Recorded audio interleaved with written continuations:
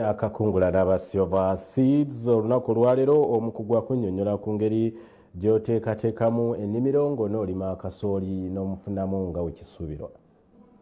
Kungula mugabo otikidde ne Silver Seed Uganda Limited emanyikiddwa ennyo nga East African Seed Uganda Limited ekutuusaako ensigo ez'embala ez'omulembe. Basange ku Bombo Road ku kyambuka ku Kawempe Muslim oba mu Container Village mu Farmers Mall Building omwaliro ogusooka edduuka namba ML3. Oluvannyuma lw'okukwanjulira kasooli ng'ekimu ku birime by'osobola okuteeka mu ssente n'ofunamu amangu mu sizoni eno ey'ebyobulimi, Brian Mugagga okuva mu Silver Seeds agamba nti okumulima olina okusooka okutegeera ekika ky'ettaka kuba waliwo asimbibwa ku museetwe, ku kasozi ne mu bikko. Ne bw'otunuulira enkula ya Uganda tetulina nnyo busozi buli awo bw'amaanyi, so kasooli waffe yenna asobola okugenda ku bitundu byonna ebya Uganda. Okusinziira ku Mugagga nga mulimisa mu Silver Seeds, ensigo ez'embala ez'ebika ebibiri zaatulaze kya mukisa nti zisobola okulimibwa wonna ku ttaka lyaffe wano mu Uganda. Akulambise ku ngeri gy'oteekateekamu ettaka oba ennimiro nga kirungi okusooka okufuuyira ne wayitawo ennaku n'olyoka osima ebinnya. Musooka kufuuyira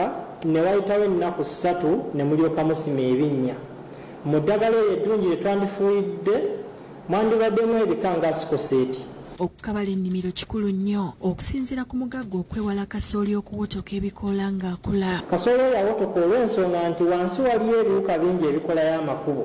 Bw'agenda akula ng'akka wansi weesanga ng'alinnye mu kkubo oba mu kituli ekyo oba mu kinnya n'alekerawo okufuna emmere ate n'awotoka bwotosi.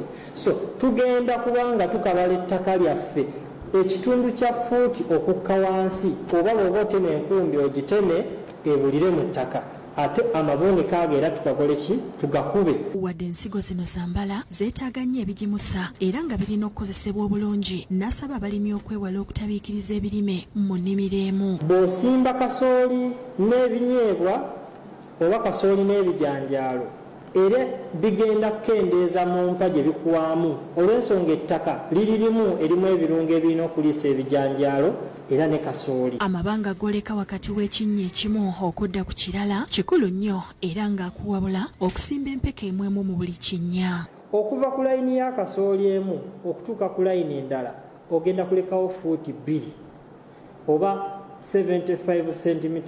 Ate okuva ku kikolo paka ku kikolo oba ku kinnya paka ku kinnya omulimi waffe omulungi ogenda kulekawo fuuti 1.5.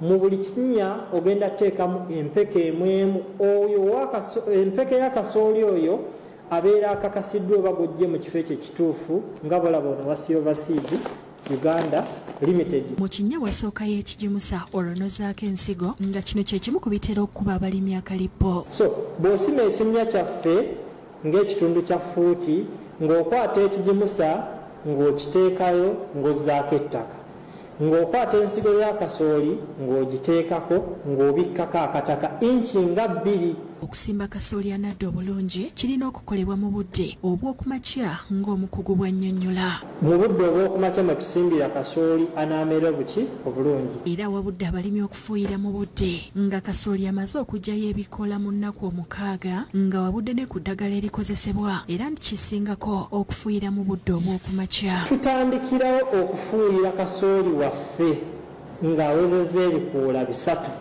n'eddagala eryo ettuufu eryakakasibwa ministry eritalina bulabe eri obulamu bw'omuntu ate n'embeera y'obutonde bwaffe. Eddagala eryo ekika ekisinga okuba ekirungi bakiyita Profecron.